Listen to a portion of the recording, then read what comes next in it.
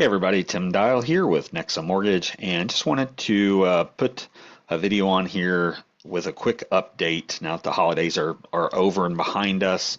I hadn't put an update on here for a little bit, so I wanted to just put a quick market update on what kind of went on over the past week or so and what we're kind of expecting moving forward. So I wanted to get into that really quickly here. Over the past week or so, things have been fairly flat. There's been some up movement, some down movement, things like that. But all in all, it's been fairly flat. I'm going to go ahead and share a screen real quickly to kind of go through some of this in short order here. So let's see here. So you should be able to see my screen now. This is the 10-year. The 10-year moves the same direction as interest rates. That's why I'm showing it right now. And if you look back here, if you even go back further back to September, rates were down in here. And then it's just kept kind of creeping up and creeping up. And then we had a little bit of a break and it came back down right here in December. And then toward the end of December, it just shot back up into this range. And this is the highest we've been in quite some time.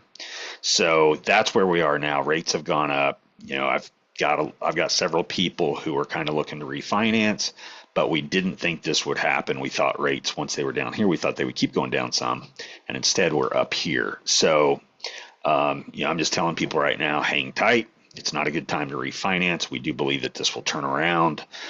There's also a lot of data that's kind of going against each other. There's a lot of economic data saying the economy is doing great, blah, blah, blah, all this kind of stuff.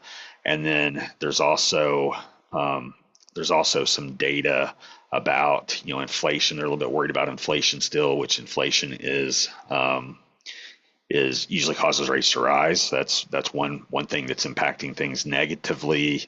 But there's some job market data that shows the job market has gotten somewhat weaker, and I think that's going to end up helping rates go back lower. Additionally, there's new data that came out this week showing that credit card debt for Americans is higher than it's ever been.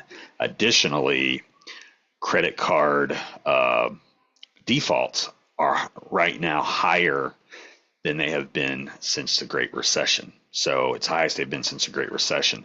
That is eventually going to catch up to us and I think lead us to a recession. Once that happens, once we go into a recession, we're going to see the rates really come down. That's what always happens. They have to lower rates during a recession to get people to go out and spend to try and pull us out of the recession. So that's what we're kind of expecting at this point and what a lot of the market data is showing us. It's hard to say when the credit card situation is going to catch up with everybody and going to keep people from buying so that we go into that recession. But I'm thinking by possibly spring or summer. A lot of times they'll be 3 months delayed though. So whenever it actually happens, they may not announce it for 3 months. And then they'll be like, oh, well, by the way, back in June, we went into a recession or whatever. So that's kind of what to expect moving forward. But I've got people just saying, hey, just hang tight for now. And once this data turns around, then we will move forward. So that's pretty much it. I'll go ahead and let's sign off here. If you have any questions or anything like that, you want to reach out to me, feel free to do so. Here's my office phone number. My email address is tdial@nexamortgage.com, and I look forward to talking to you sometime in the future. Thanks. Bye.